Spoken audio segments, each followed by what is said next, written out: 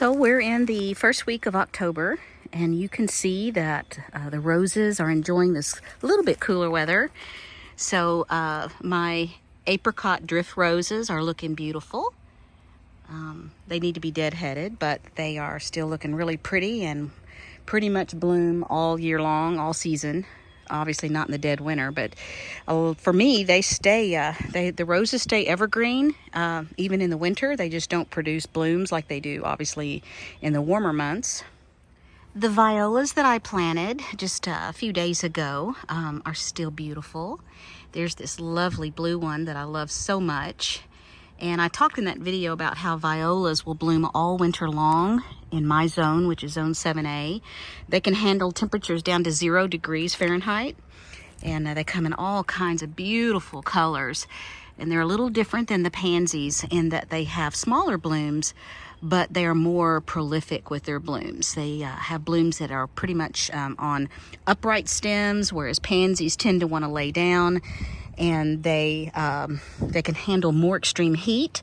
So as spring rolls around, the heat won't be as detrimental, and they can handle the cold a little bit better. But I want you to look, even though these are small blooms, I want you to look at how detailed the color and marking is in that bloom. Isn't that glorious? Beautiful. And these little faces on these blooms, isn't that sweet? And I put it in here with this dark sedum, and mainly because I needed a home for it over winter, and it's extremely cold hardy down to zone 7. It was just a small planting, but it is a very stiff. It's obviously going to be able to withstand. I mean, this is a hard, strong structure on this sedum. And I think that would look pretty with a little bit of snow on it. But it can withstand you know, the winter winds and snow, snow load and things like that on it. But it's very winter hardy, so it will be able to handle being in the winter in this pot. So I just, it doesn't look very full, but these violas will continue to grow and fill out and be cute, I'm hoping, all winter long. The sweet little dahlias are still blooming. These I started from seed, and they're still blooming. The leaves don't look super healthy. I think they may be succumbing to some powdery mildew, but the dahlias are still looking cute. Since we've not had a hard frost at all yet, my bubblegum petunias and the proven winners, the white snowdrift petunias, are still looking beautiful. They were out to like here. And so I just took my pruning shears and trimmed them all the way against this little rock wall I'm trying to build. So that's why they look a little bit chopped. But they're still looking beautiful.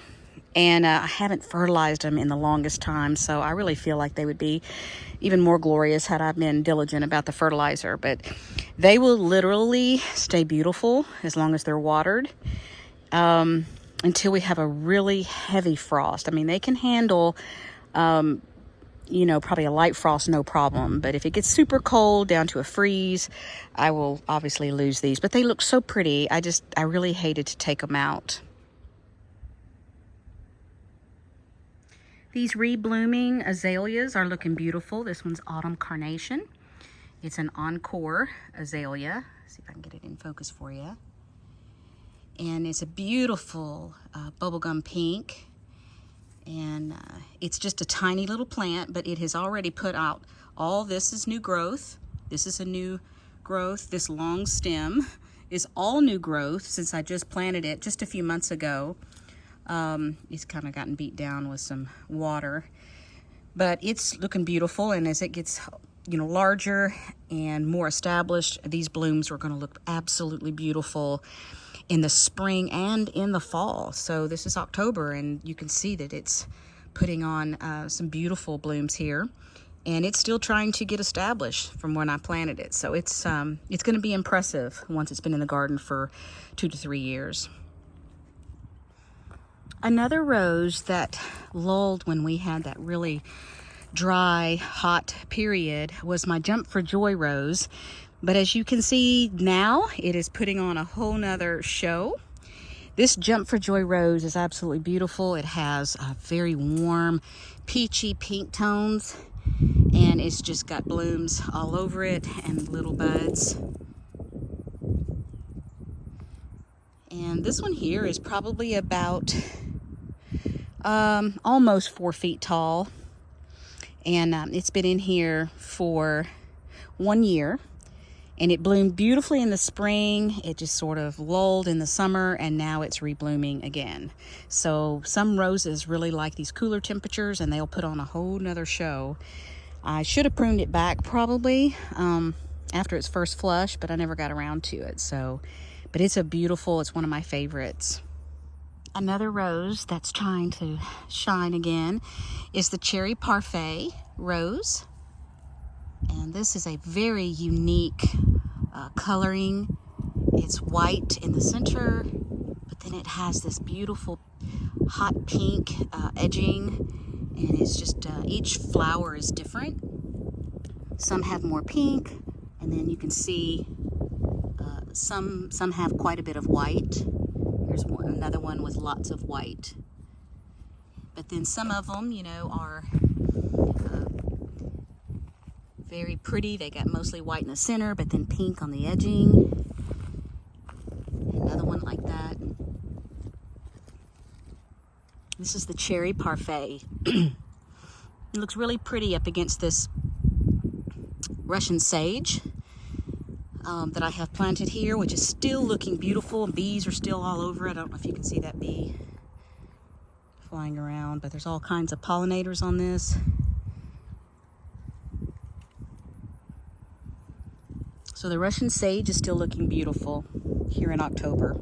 Here's yet another rose that is looking lovely. I just planted this, a month and a half ago or so. And this is the At Last rose, which is a beautiful peach colored rose, almost an orangey peach color. The foliage is very clean on this At Last rose.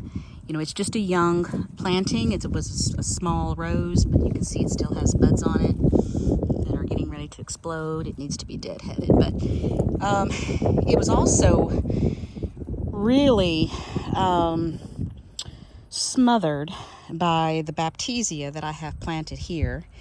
And I realized that it was just being completely shadowed out. So I came in and just pruned the stuff back there behind it, along with these daisies, so that it could actually get some sunlight. So I believe that probably stifled its growth for a small period of time, but it's really exploding with growth now. And the foliage is shiny and dark and very healthy. So the At Last rose is looking glorious right now as well. I also still have some echinacea that is looking beautiful. They've been bloomed for a little while now. This is a second flush that they had, but you can see that the color is still there, even though like this one is very aged.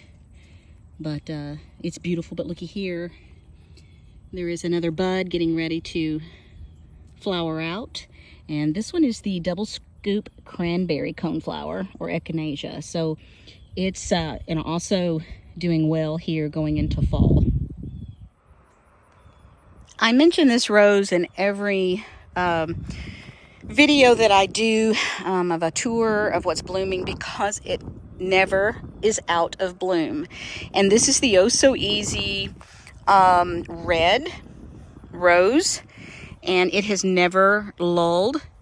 It has never stopped blooming, and the blooms are just prolific and beautiful. It actually outperforms, in my opinion, the double knockout red, in that my knockout roses will lull in the hot summer, but this particular Oso Easy rose and that one behind it has not stopped once. No matter what month you came out here, this Oso Easy Red rose was in bloom. I'm not just crazy about the color. It's a little bit of a darker hot pink color. They call it red, but it's really not a true red. It's more of a vibrant hot pink. But I'm not just super crazy about the color. I tend to lean more towards your soft apricot type colors and your very soft, warm pinks. But if you want a rose that's just going to perform literally from spring until winter, the Oso Easy Red rose is a awesome performer. A lot of the sedums are still looking really pretty, even when the blooms have faded slightly. This is the Thunderhead Sedum, and it has a nice green, almost a sage green color leaf, and this really rich brick red color of bloom. And it's a really beautiful sedum. It's not had much opportunity out here because it got very shaded with these irises early on. So it's I'm going to move it, but I didn't want to move it really during the hot summer. So I'm kind of waiting, and I'm going to find the time and move this sedum. But I think it would look even prettier had it had more opportunity early on. I know many of you are probably sick and tired of me talking about this candy corn spirea, but I just can't get past the fact that it is an outstanding performer. And I have not even seen the blooms on this thing yet. I planted it way past its blooming. It was beyond spring when I planted this. So I haven't yet seen the blooms on it, although they are a beautiful kind of hot pink color. But really the foliage is what has impressed me so much about this plant. And it's not even in its full glory. You know, it's getting tired like everything else, but the new growth on it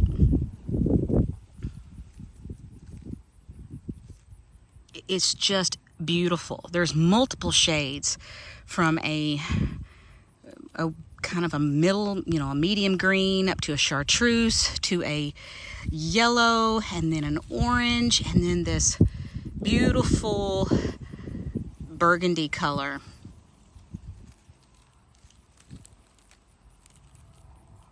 This is the candy corn spirea, and I planted it a few months ago, and it has just doubled or tripled in size. It never missed a beat.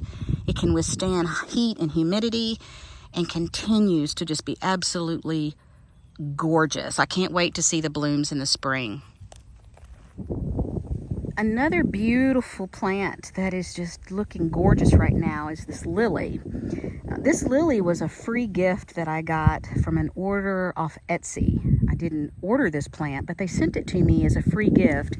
And it was just one little corm or little bulb. And it is a lily, and I'll put the name on the screen for you. But it is absolutely the most darling color pink. And it has been blooming for quite a while now, and you can see that it's got new blooms getting ready to form here. So it will continue to look beautiful. And if you'll go down and look, you'll see that that one bulb or corm that I planted has actually turned into one and two of these plants, meaning I could dig that up and divide that and plant it in a different location. This didn't really get full sun up until recently when the sun started moving more in a southerly direction. So I really don't have it planted in a great location. It's actually was shaded by this tree for a while, but now it's getting sun. So I really feel like it needs to be in a better location, but I'll probably dig that up, separate those bulbs. But this was a sweet surprise because I kind of had forgotten that I even planted these bulbs. I think it was like year before last, and last year it produced the little strappy leaves, and I thought, oh well, you know, it was free, it's probably gonna die because I think it was a zone 7. But I came out again this spring. It was starting to put forth the green shoots, but again, no blooms. So I just kind of ignored it. And then I came out here one day and I saw this gorgeous pink. And I walked over here and I'm like, wow, you know, what a beautiful thing that I sort of totally ignored. No fertilization, no extra watering, nothing. And it's just so pretty. So, apparently it takes a couple of years for this one to actually form a bloom, which is fine. But that's another thing that's looking really pretty in October. So I'm thinking, man, I probably need more of these for some fall color.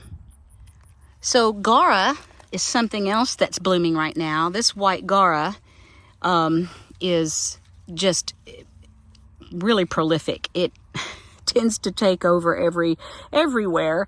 So, you know, buyer beware. But it is a beautiful, ethereal, white, kind of like a dancing butterfly type flower. But you need to plant it strategically. And so this one's going to probably be moved. I've already moved it, and I think it can be divided 3 or 4 times. The root ball, the crown of the plant is large, and I think I'm going to move it. But it gets very tall, but it is a beautiful little ethereal bloom that just would be a great underplanting for, you know, other plants. But it does tend to take over. So, but the Gara is also blooming right now. Another Dahlia. Beautiful, sweet yellow Dahlia. So the Dahlias are still looking really pretty. This one was also grown from seed. None of the ones I planted from seed really looks like the original that when I ordered it that I thought it was going to look like. But, you know, that's not a bad thing. It's a surprise when you plant the seeds. They can come out looking like anything, so it's kind of fun. It's, you know, it's a surprise. Another azalea that is blooming is another Encore, which means it blooms twice. And this one's the Autumn Ivory Encore azalea. And I planted this. It was a struggling little plant in a pot. Wasn't even sure it was going to survive. And I stuck it in the ground, and as you can see, it's actually forming little buds here.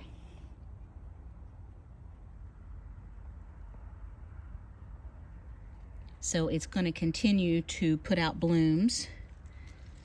And there's 2 more little buds here.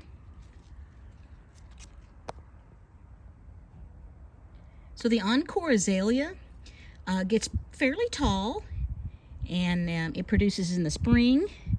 And it produces in the fall, so it's a wonderful investment. They're not very cold hardy, so you just have to bear that in mind. People in the north really probably can't grow these because of the cold winters, but beautiful show. And when these things are in full bloom at maturity, you can't even see the greenery. It completely is encapsulated with blooms. Here's a plant that I think is a very interesting plant for winter interest. This plant is in a pot, so it's been struggling. It's been all summer long in the heat and humidity. So its leaves are dried. I'm trying to keep it watered, and I'm getting ready to plant it. But I want you to look at the number of berries, even on this plant, which is not, you know, what I would consider a healthy specimen. If you can see, it's literally covered in berries. This one is called Berry Poppins. And you can see kind of what the picture looks like. Very, very, very cold hardy and perfect for some winter interest mixed in with, I think it would be beautiful with some evergreens that are sort of a blue color. This one is hardy from zones 3 to 9. That is just amazing. And it gets 3 to 4 feet tall and wide. And it needs sun to part shade. So this one is just an awesome plant for winter interest. And I have one here that was also in an environment in the greenhouse. And I thought it died. It just literally defoliated. And I really thought it was dead. And then it started, when the cooler weather hit, it started putting out all new growth. So it did not have any blooms on it early to make these berries that you see on this plant. But I want you to look in here if you can see that. These are the little blooms that are very insignificant right now.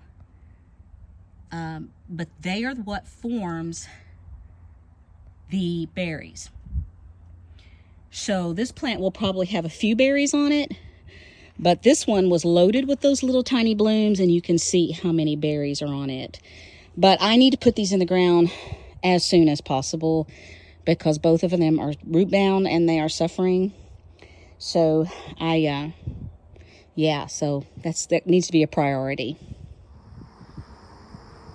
Another rose that is making a comeback now that the temperature has cooled a little bit is the Coral Freedom Rose.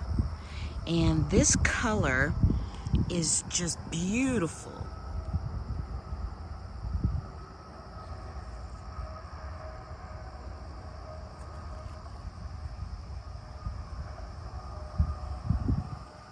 It's like a orangey hot pink. Obviously coral.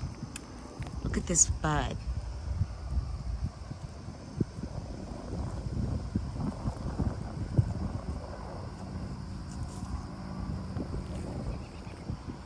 The foliage on the Coral Freedom Rose is very clean, very shiny. It's just a very healthy leaf.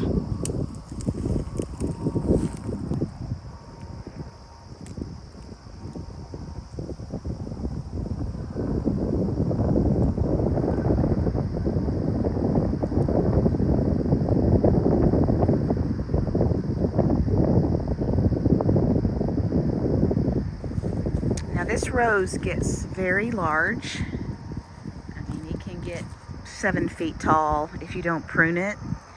So this one does have to be pruned at least once a year.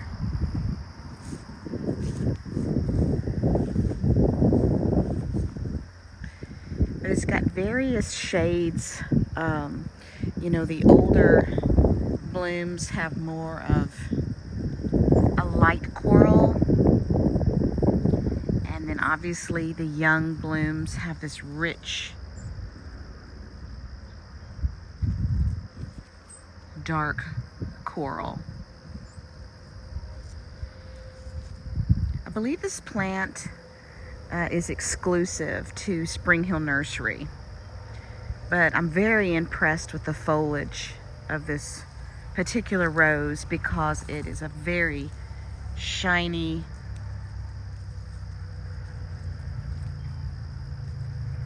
healthy foliage. I've never seen any black spot or any type of fungal disease, really. If it is, it's very mild on these roses, considering I never spray them. For those who live in more temperate climates, zone 6B and 7 and warmer, the Crepe Myrtles, many of the varieties of the Crepe Myrtles are still looking beautiful. This is a gorgeous pink bloom of a Crepe Myrtle that's actually not completely hardy in our area, meaning it will die to the ground every year. But this growth, this is a close to a 7 foot tall plant. You can see this tall arm here, limb. It all grew from the ground this spring, so they are very rapid. Crepe Myrtles are very fast growing plants. So even if you aren't a zone 7 or warmer, you can plant Crepe Myrtles and just treat them like a shrub. And they bloom on the new growth. So it doesn't matter if they do die back. You can have a gorgeous display of late summer into fall blooms. And one last thing I just want to show. It's not a blooming flower, but I just can't help but mention it because I'm in love with this evergreen. This is an Arizona cypress, and you have to also live in fairly warm climates to grow this. But it is the fastest growing tree I think I've ever seen, and the color is amazing. It is an icy blue. It's not at all sharp to the touch, even though it looks spiky, it's not at all. And it is absolutely beautiful with the sunshine ligustrum growing behind it. Whether you have the beauty of these Oso Easy roses up against it, or you have this warm yellow sunshine ligustrum, this blue ice Arizona cypress is stunning. Now, you aren't supposed to grow it too close to a house or a building, and I have it about 8 feet away, and I will continue to keep it pruned so that it doesn't grow too wide.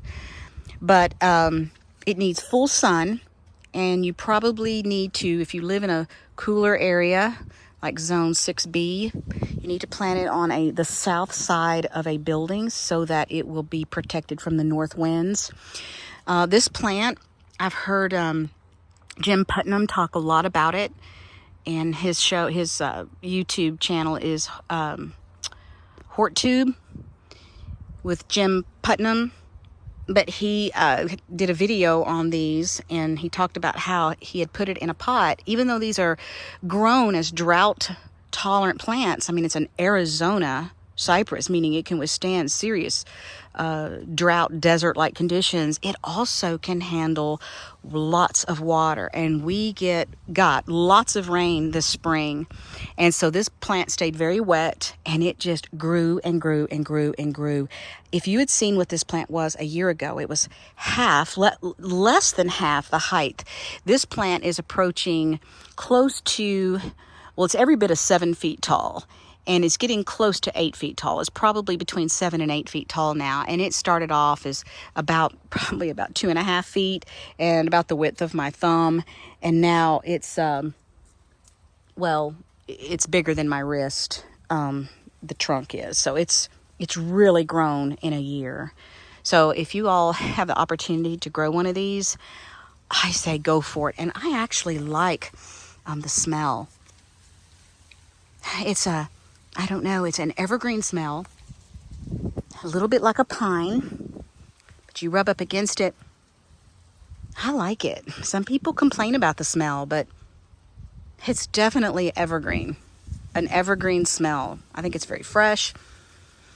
It's beautiful. The bark is a very dark, it's a somewhat exfoliating bark. If you can kind of see down in here, as it matures, it gets a little bit of an exfoliated look to it. Right now, it's really dripping the sap, so it's kind of hard to get a true idea. But it really provides a great protection for little birds, because they can plant in here, and it's so dense that predators really can't get to them. So anyway, if you have this and you're able to grow it and you're in zone like 6B or warmer, consider also planting a sunshine ligustrum around it, because they are evergreen, and the more sun they get, the more yellow they are.